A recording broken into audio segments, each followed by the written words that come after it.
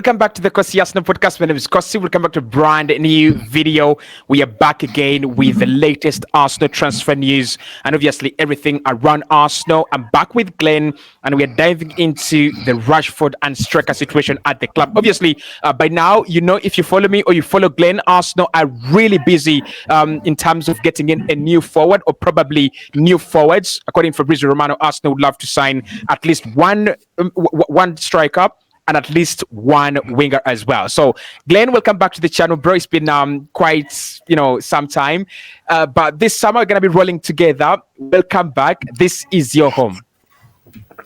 Absolutely appreciate it. I'm sure a lot of people would love to hear that as well from Arteta. Arsenal is your home. A lot of players would want to play for him. Absolutely amazing. As always, a lot discussed throughout the summer transfer window. I cannot wait, man. It's going to be a busy one. Good to be back again.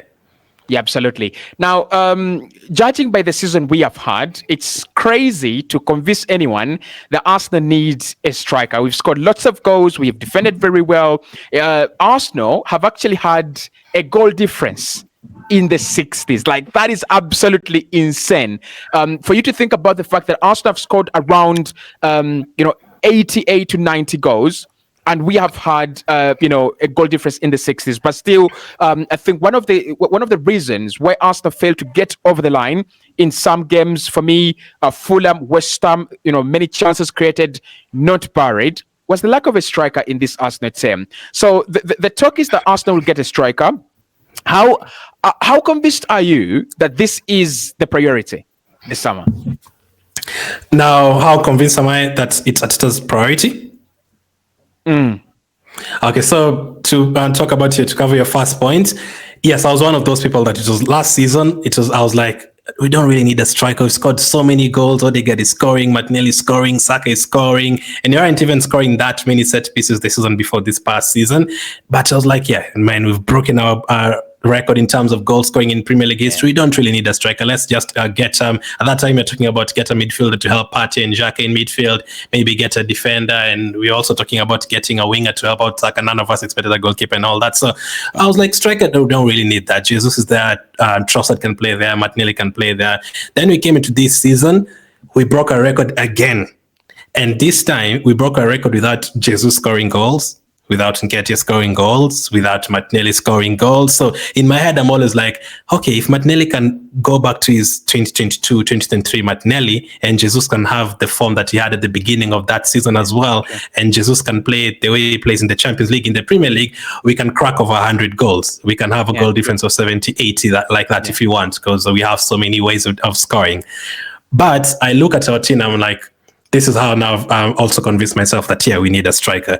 Because I look at our team and I'm like, Saliba, can you really improve on him right now? I don't think so. Can you really improve on Odegaard right now? I don't think so. Can you really improve on Saka right now in terms of first team? I don't think so. We can get a backup, but not someone to start ahead of Saka.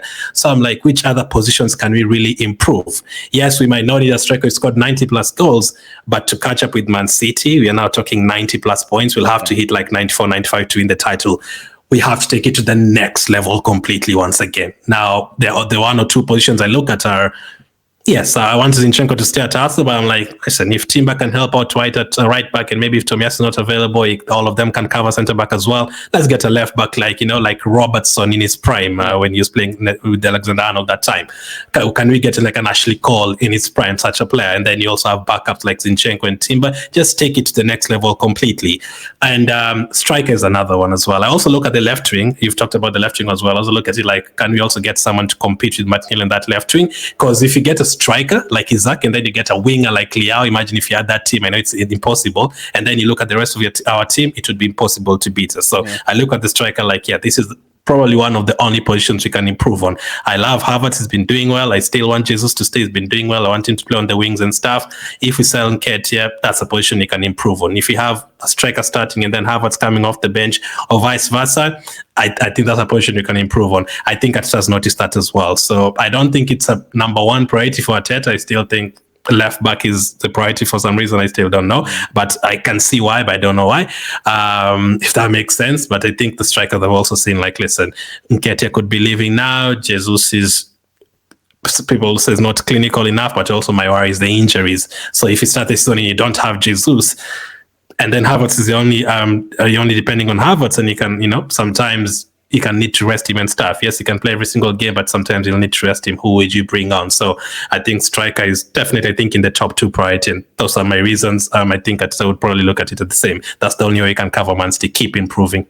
Yeah, absolutely. I mean, keep improving. That is a keyword I've learned, and it's a keyword that I'm going to use throughout this summer. Thank you so much for that terminology. Like, keep improving, because that's what Man City keep on doing. They keep on adding quality, value, and depth, and that is why they have such a very different side and a very difficult side to compete with. So, in terms of strikers, we have been linked with a couple of them. We've talked about them on this channel on more than one occasion. However, it has dried up. Now, according to Charles Words, he says that the likes of Victor Gyökeres and Alexander Isak are highly unlikely for us to go for, because of the price tags that they are are being quoted with, and Arsenal are not willing to go in this 80s, 90s, 100s in terms of signing a striker. Actually, I was listening to his podcast with Team News and Ticks, and was saying that the priority is going to be a big signing in midfield, not in striker, not as a forward. It's going to be a big signing in midfield, and then we can have 2-3 other, smaller signings elsewhere. Mm-hmm. So I kind of feel you when you say Mikel doesn't want to go striker is the priority.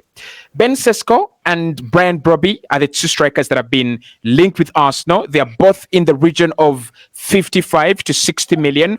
I imagine if we don't want to spend hundreds of millions or 80s or 90s, then we're going to spend around 50s to 60s in terms of bringing a new striker. So I want us to look at some of the low-value strikers that have been linked, and some of the low-value strikers that have not been linked with Arsenal, but could do a job there for us, right? Of course, Edin Nketiah is leaving. We want someone better. Florian Balogun left. We want someone better. And I'm going to say I want someone better than Gabriel Jesus. Yes, I love him. I think he's a good player, but I want someone exponentially better, right? Kai Havertz has had 20 goal contributions this season overall. I want someone better than Kai Havertz's numbers. Let's start off with Benjamin Sesko. 1 season at RB Leipzig, he's had a very, very good return in the last part of the campaign. He's literally scored or assisted in every game in the second half of the season for RB Leipzig. Now, his release clause is around 65 million euros, which would be around 50 million pounds. Leipzig want to keep him. Arsenal want to prize him away. A couple of other clubs also are looking at him as that affordable striker, especially in the days of FFP. Mm-hmm. What are your thoughts on Sesko? Because for me, I am 100% not convinced about him. I still think he's a player that needs like 2-3 seasons at Leipzig.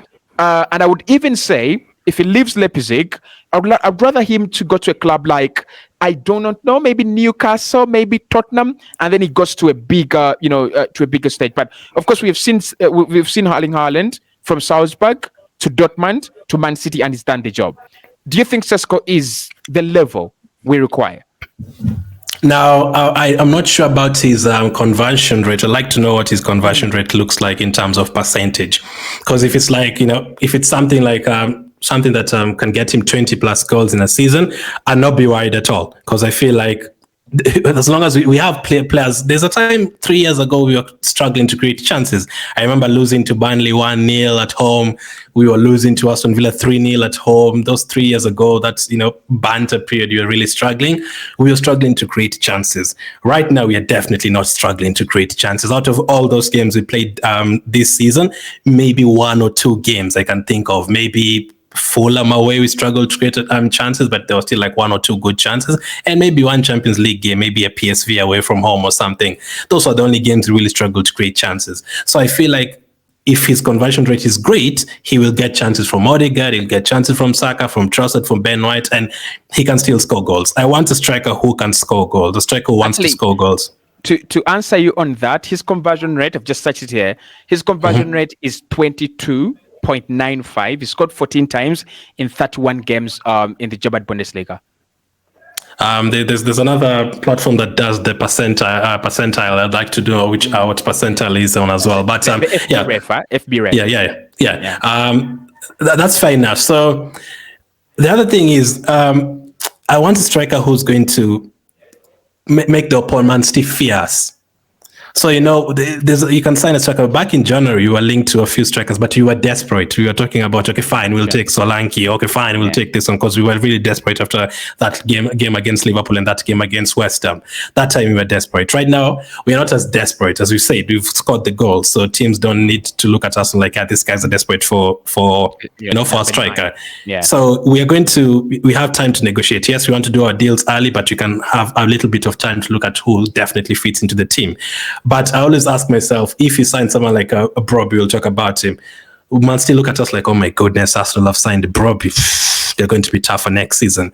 I feel like if Arsenal sign someone like Isaac, man still be like, oh, Isaac, he's scored 20 plus goals for Newcastle. He's now taking those goals to Arsenal, a team that has scored 90 plus goals. We are in a little bit of trouble. Just like, when we saw Man City signing Haaland, even though we didn't know we were going to compete with them for the title, we were like, yeah, these guys, they're probably going to win the title again because the name. So for Benjamin Sesko, his record at the end of the season was incredible for sure. I think it was like 13 goal returns in 13 appearances, like scoring and assisting in every single game, as you said. And I think it's like 10, 11 goals and 2 assists. So the goals are there, is going to score goals. Now, you're not 100% sure. I'll also say the same. But if I know we can't get Isaac for that kind of money, there's other strikers you can look at. I mentioned it on a video the other day. The Girona striker won the Golden Boot in Spain. The Ukrainian, he does well. So maybe at 10 they do have a striker in mind that we don't know about. They can get strikers who we don't have to pay 100 million for. But if there's no one available and it's only Sesko and Broby and all those guys, I'd rather get Sesko because he's a striker who wants to be in the box and he create a few chances here and there and score the goals. I'd rather just have another body there, even though it doesn't strike fear into the opponent's that much. I think we need a striker. I think, as I've said, we need to keep on improving. If it doesn't work again, you go again next and realize, okay, this one didn't work, or Harvard's goals dried up this season. We need to get 2 strikers now. You never know how it's going to go. So Benjamin Sesko, we loved his numbers at the end of the season. I don't know how much he'd struggle in the Premier League, because whenever you come to the Premier League, you never know how much a striker is going to struggle. But I still think the number of chances we create, I think it should be good. If you give him 3 chances per game and he can score at least 1 goal from that, I think would be good for that. So out of the ones that we linked to right now, without Isaac and those guys, I'd probably just say I'm 70%, just bring him. Yeah, I think with him, he's closer to the bigger stage, the Premier League, the Champions League with RB Leipzig, as compared to the likes of Brian Broby, who we'll talk about. I think those ones are kind of very, very far. They still have to come from Ajax to the Premier League, which would be kind of a big jump. And then, Sesko is a very quick player. He's got that pace. That is something that would actually help him thrive in the Premier League, because we know the Premier League has a lot of tenacity, physicality, and you've got to have the pace. You cannot be slow. You cannot be a sluggish player. Now, Haaland has been accused of being a League 2 player in terms of his hold-up play. Yeah. Ben Sesko is actually the opposite of Erling Haaland. Now, again, the Premier League is a different animal. The Premier League is a different beast. And many people on my channel think you can't go for Ben Sesko. Ben Sesko is not that kind of guy that is a Victor Gyökeres, because Gyökeres is strong, physical. He's very fast and pacey, and he powers his shots. So, many of the strikers, many of the people, that is what they have in their mind. Can we get someone like Ben Sesko? Can we get someone who, someone like Victor Gyökeres, someone who can, give us that classic number 9 finish? But I think with Sesko, he's one that is going to develop, because just 20, right? His release clause is 65 million, and I think he's one for the future. I don't think he comes in and he becomes the difference maker. I think Arsenal would have to rely on to the reliable sources of goals that we have had over the last 2 seasons: Odegaard, Kai Havertz, maybe Saka, and Leandro Trossard. And then Sesko comes in, with his 12, maybe 13 in his first season, and then maybe 15 or 16 in his second season, and then he can go rough. So in terms of the age bracket, 20 years. Eddie Nketiah, slightly older than that. Obviously, that's why Arsenal want to get rid of him, because he's getting older and he's not showing any signs of pushing to get to the starting 11 and probably oust Kai Havertz or even Gabriel Jesus is injury prone. So in terms of the age bracket, just 20. Do you think that is what that is okay, or would you prefer someone who's like 25 in their prime coming in to make a whole bit of a difference?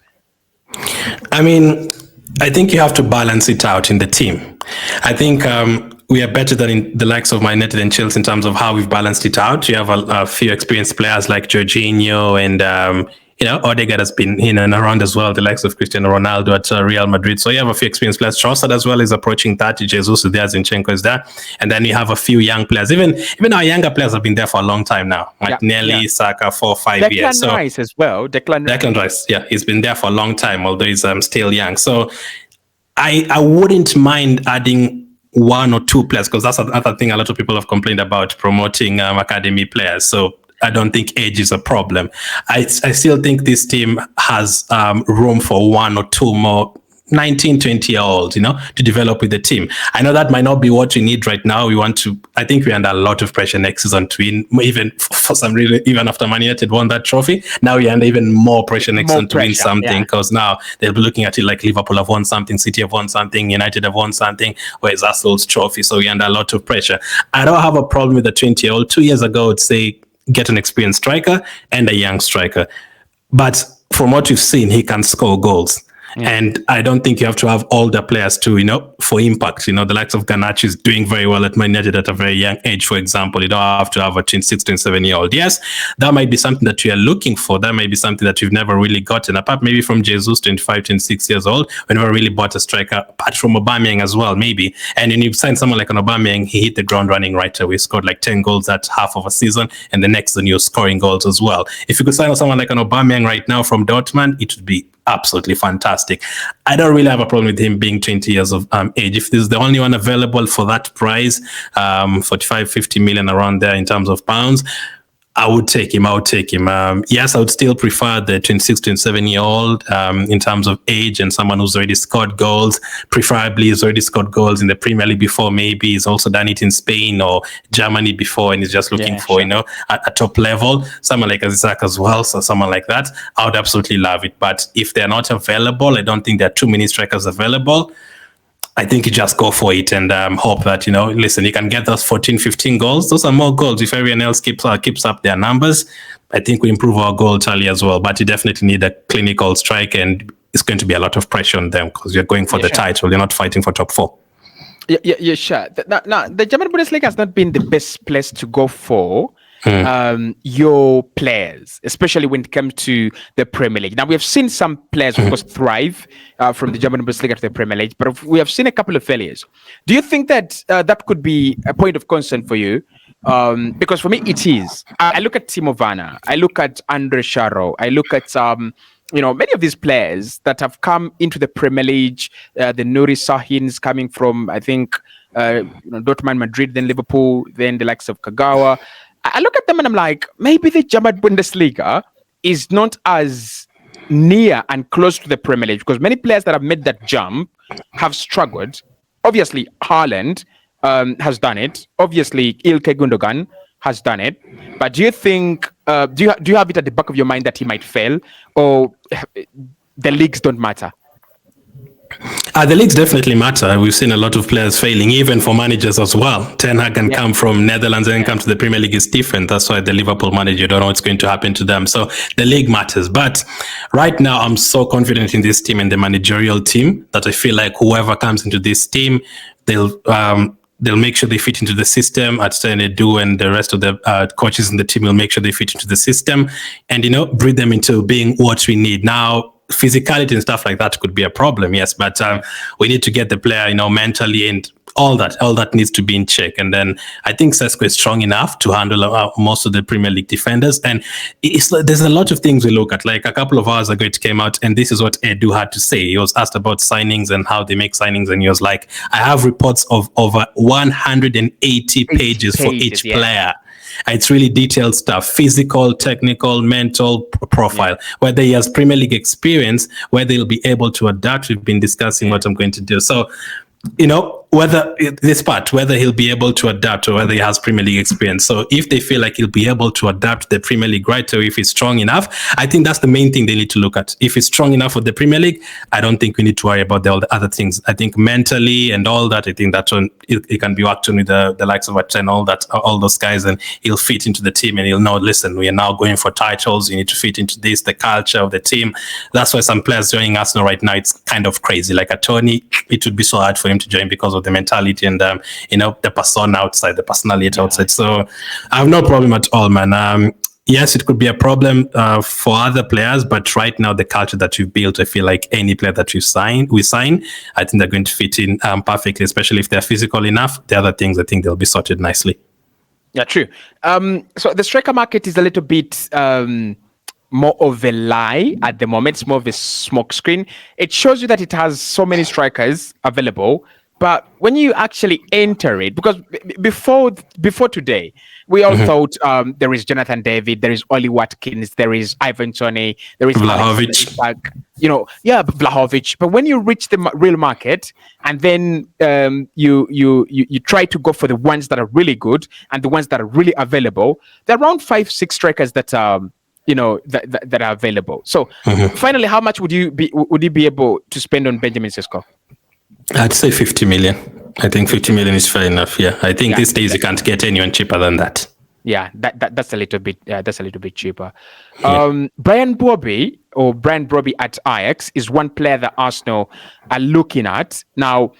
Reports say that Arsenal have looked at him for some time, and Edwards come out today and said the work they're doing and the plans were actually looked at since January. So they've been discussing what to do since January. So that's a long time. That's around 4 months of rigorous work, flipping the pages and doing this and that. Yeah. Brian Brobby is a player that, for me, I didn't even trust him.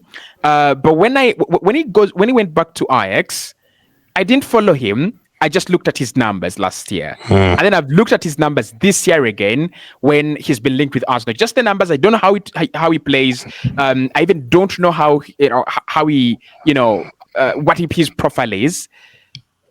But it speaks to a cheaper striker. He speaks to a cheaper striker, and he represents what Arsenal maybe might go for. Someone who's not very expensive, someone who might not have that big name or many clubs interested in him. The likes of Armando Broja, I don't know why, but I think Broja is one player out there that could fit the profile of young, not expensive, and all that. So Brian Brobby from Ajax, do you think Arsenal needs such kind of a profile? He's at Ajax. He's not really thriving to the numbers of 40 goals a season like we know players at Ajax could do, but it's around there, 30, 32, 33. Now, the first time I followed Brobby was first time I started doing like Champions League fantasy content, and I think Haller was still at Ajax, and I think he was a backup or something, and he never used to play a lot. So I was like, who is this guy?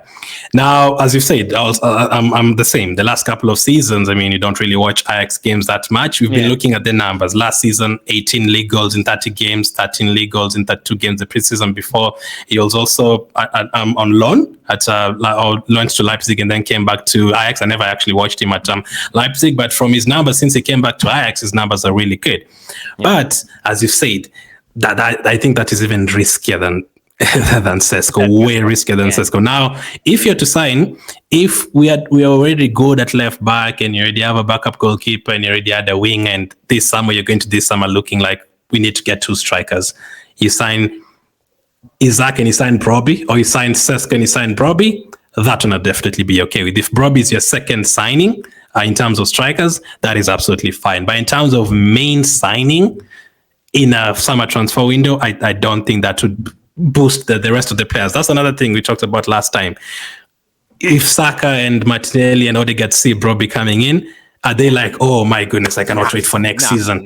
That's the thing. But if they see someone like an Isaac coming in, they'll be like, okay, this guy is taking away pressure from us. We are now going to pass to him, this and that. He's going to add more goals to our team. Players will probably want to stay more because they're like, okay, now you're going to the next level again. But I don't think Brobby brings that. And he's also very young, so that's a lot of pressure. And I think Germany and Netherlands, I think I would take the one that is scoring goals in Germany. I think Netherlands as well could be a total lie, even worse than the German. You can go and score 60 goals. I think Nketiah could go to, not respecting Nketiah, I still feel like he can get a good team in the Premier League. But for example, he's not really scored that many goals at Arsenal in a season. If you went to like Netherlands, he'd score 60 goals. Some of you Yeah, even say Jesus fine. He can go to Netherlands and score even 60 goals. No problem, because they are like there's I think PSV scored like 110 goals or something this season in the league yeah, in like 34 matches. That is just crazy. So you can score a bunch of goals, but when you come to the Premier League, now that one I don't think he'll instill fear at all in any opponents at all. So in terms of a second striker, yes. And this is not the kind of striker you make in the summer transfer window with 3 months. I think this is a signing where, desperate in January, maybe one of your strikers has picked up an injury in last 2 days, need to do it quick. Let's sign Broby, 25 million market value. Let's get him and then sort it out in the summer window. I don't think you can go and say, okay, now you want Broby, this is the guy you're going to go for. It would be an easier deal to do. You'd get it done quicker, very, very quickly, but I don't think he'd be the main guy, and he's not the main guy in Netherlands as well. Another thing I forgot to mention with Sesko, I know they want to sign him before the Euros, but we'll get to see how he does in the same group with England at the Euros and those guys. So Broby, I don't think is a start.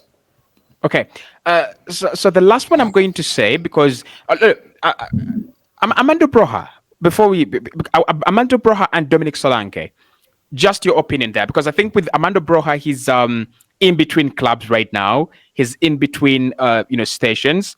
But if Arsenal are looking for someone like Brian Broby, maybe Armando Broja could be your option. And then Dominic Solanke linked with Arsenal a little bit earlier on before the summer started catching up. Now he's dead. Everything about him is dead. Even links to other clubs are a little bit, coming down. Would you consider any of the two? It's again, it depends on what the likes of Arteta want and all that. Would I consider any of the two? I'd go for the first one. If you had to ask me, I'd go for the first one. On Broja from Southampton, not Broja from Chelsea. On a different day, I'd probably go for Broja. Yes, it's a hard one, man. It's a hard one because I feel like we need someone to, take us to the complete next level. If you're to ask me, you know what? Actually, no. Broja, the main thing with him is the injuries. That's too many injuries. Broja picks up too many injuries. Very raw. He doesn't even have the season like Solanke has had. If we had seen him playing at Fulham, that would have been great. But he went there and then Muniz started scoring goals and then he started on the bench. So actually, I would even prefer to go for Muniz than Broja. I don't think you can. Broja again is just like Broby, second choice signing on the bench. He comes on for the main striker. I don't think right now in that striker position you're looking for someone to come on the bench. I think we're looking for someone who's going to come and play, add goals to a team, take us to the next level. We've never really had that over the last 15 years. I think we've only really had Van Persie and Aubameyang. Yes, Giroud scored goals, but I don't think he was on the level of like the way Aubameyang was scoring goals, the way Van Persie was scoring goals. I don't think Broja would be. I don't think any of them would be the answer, to be honest. As backup strikers, second choice strikers, maybe even third choice strikers. No, actually, if you had to ask me for those two players, I would rather keep Nketiah.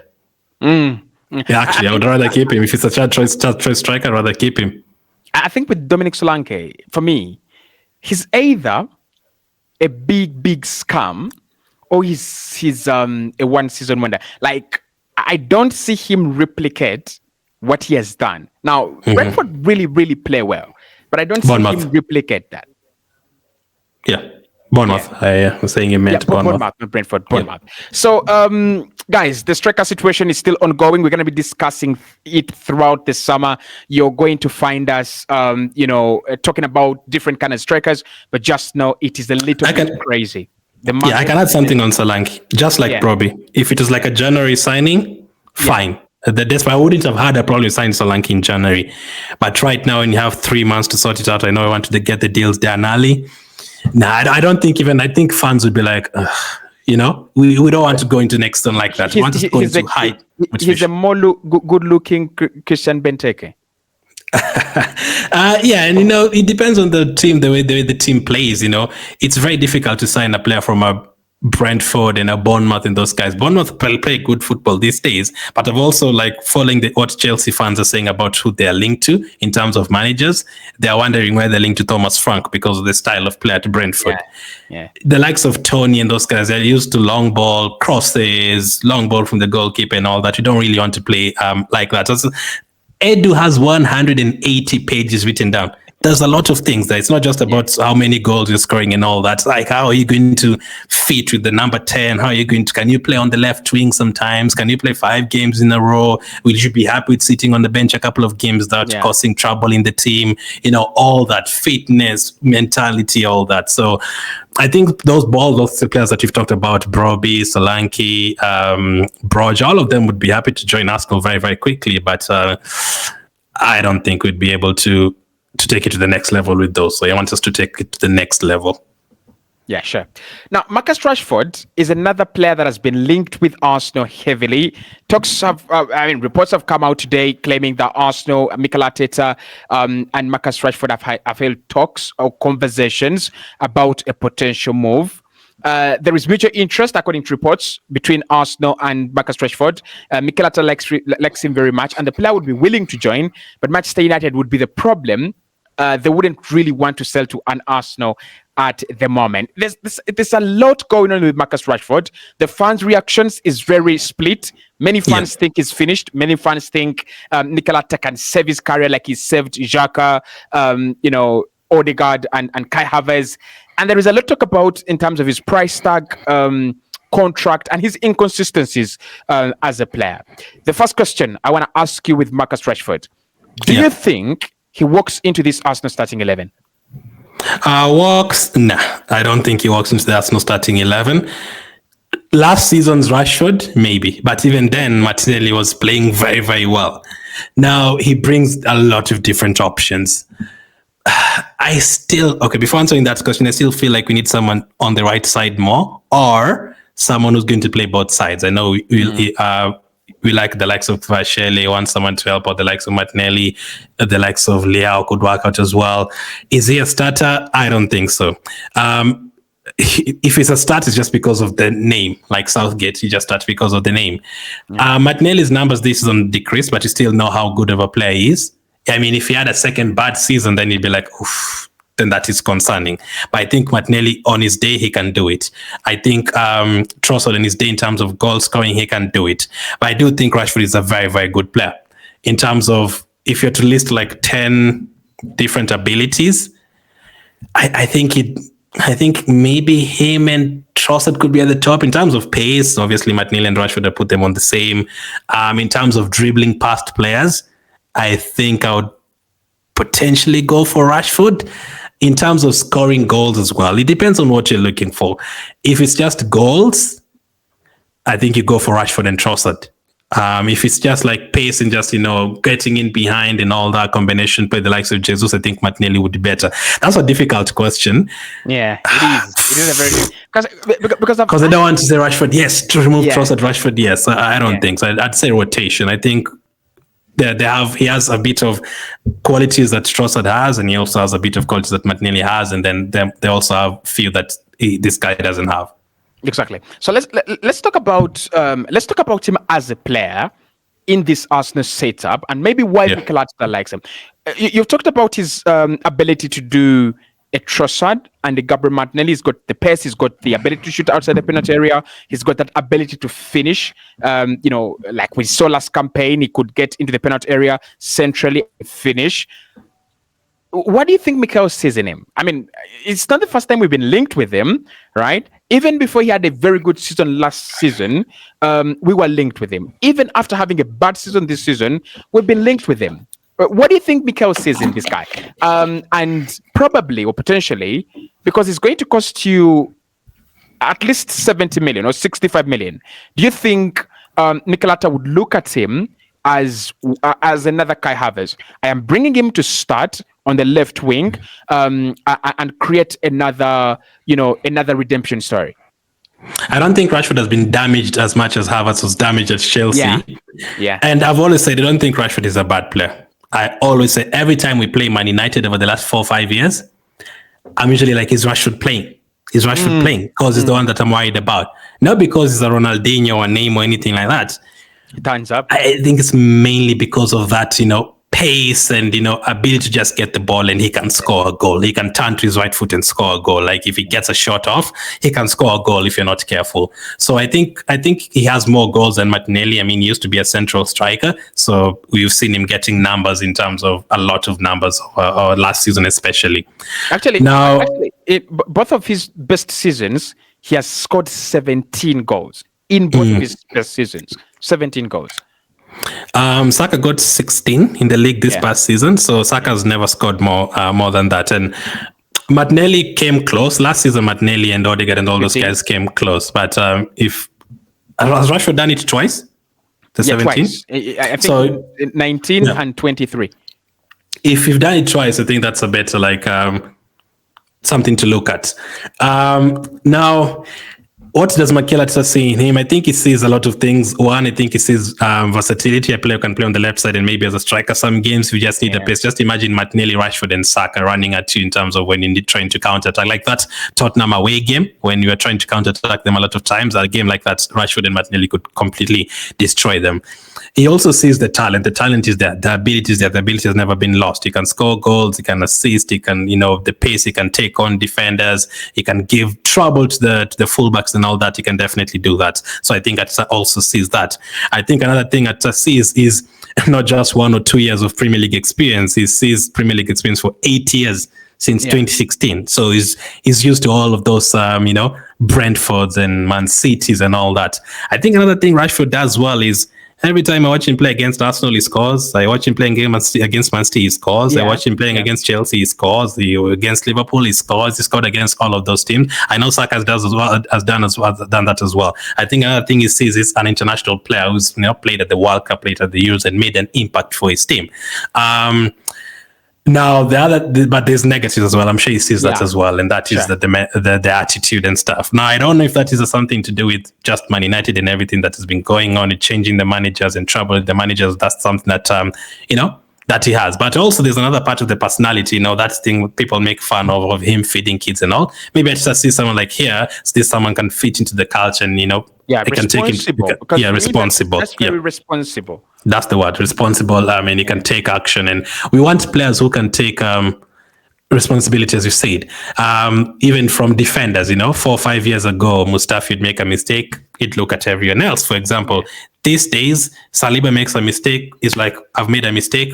And everyone cheers him up. Let's go. Raya makes a mistake. He knows he's made a mistake. No problem. Rice has made a couple of mistakes this season. Yeah. He holds his hand up. I've made a mistake. You go on. You take accountability and you go on. So he needs to be responsible as well. So the only thing is attitude, but I think that can be fixed. But I think Arteta sees all that. Premier League experience, a bit of versatility in terms of left, right, and central. We can score goals. That's more goals to the team.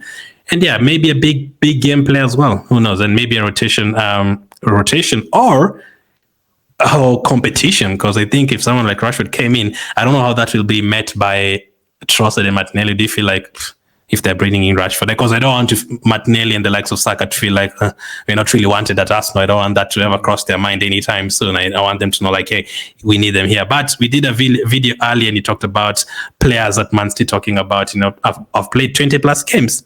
Yeah. If all of them have played 20 plus games and they'd want to stay as well, that is absolutely fine. But as you said again, it's mixed. There is the response from fans is mixed. Some people are like, nah, Rashford he's not going to do it. No, I think he can definitely do it in the Premier League. He's done it. Even in the Champions League, big goals against the likes of PSG. I think he's done it. Yeah, I don't even think we need to put him amongst the finished players, right? Yeah, because if you say Marcus Rashford is finished, I think you're wide off the mark. I think you're really, really wide off the mark. However, there are some problems to his game. Like one of the things I always talk about Marcus Rashford is inconsistency. He's had a good season, a bad season, a good season, a bad season, and then a good season and then a bad season. So if he can maybe string together. Right, he's one player. He's just 24. I think 24, 25. Maybe 25, I think. 25, 26. And the level of experience, he's played 9 Premier League seasons. 9 Premier League seasons. That is very, very rich in terms of CV. Yeah, in terms of CV and also in terms of experience. So maybe Mikel Arteta is looking at him as like, you've had 6 managers ever since Alexander Chapman leaving Man United. You have 6 different managers. Managers, some of them believed in you, some of them played you because you Marcus Rashford, and all this. Maybe what if you had a more stable project? What if you had a more stable manager for 4 years? Could you be much better?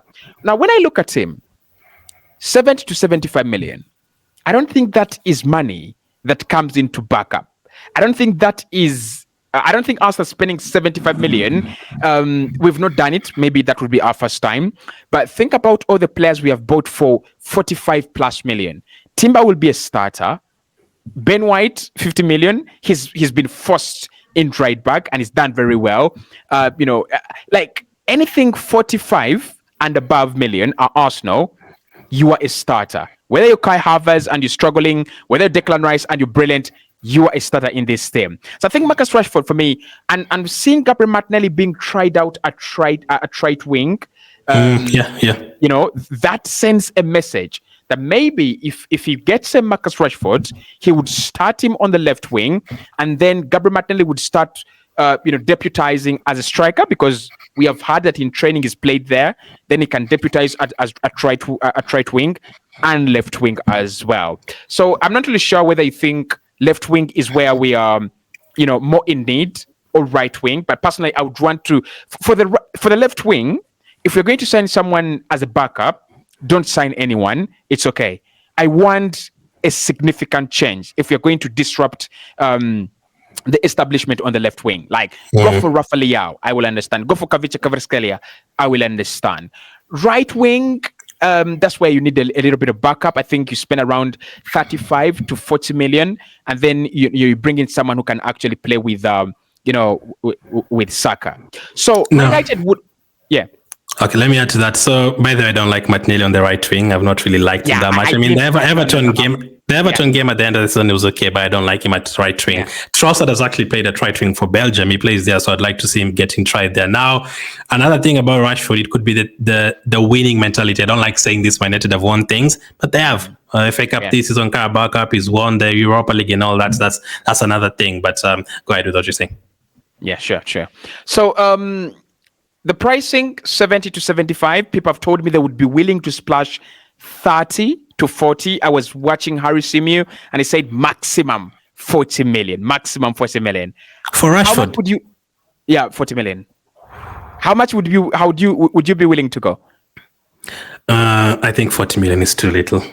I also think like for a player whose contract is at 20 I think runs down in 2028, it's a little bit down, and I think it's more of a similar situation to Aaron Ramsdale. I don't think he's as bad as people want to make him. A 26-year-old English player from Man United, no chance you're going to get him for 40 million. Yeah. But I understand why people would say that, a bit of attitude problems. Now, I also understand. Let me tell you something else. It depends on the attitude as well. Because one thing that I also don't love about Rashford is I do see him walking sometimes when he loses the ball. You can't do that at Arsenal. There will be press and all that. That's where now Martinelli and the likes of Trossard could be ahead of him. Now, I don't know how long that will take to change that mentality. I don't like the, walking around and giving away the ball and whatever, just walking. You can't do that at Arsenal. If it changes that and becomes a player who presses and all that, then it'd be in a good place. Now, in terms of money, you've said we don't really spend 75 million for players going to be on the bench. I know you're not in the same level in terms of finance as Man City, but I think that's what you need to do. It must have a player like Grealish 100 million on the bench. They have the likes of Ake 40, 50 million sometimes on the bench. Yeah. Sometimes Guardiola sitting on the bench, 70, 80, 90 million on the bench. Kyle Walker sometimes on the bench, 50 million. Doku doesn't even play. They signed him for like 50 million on the bench. Only comes on emergency situations. Yes, we're not in the same financial maybe wavelength as them, but that's what you need to do now. Look at our backups.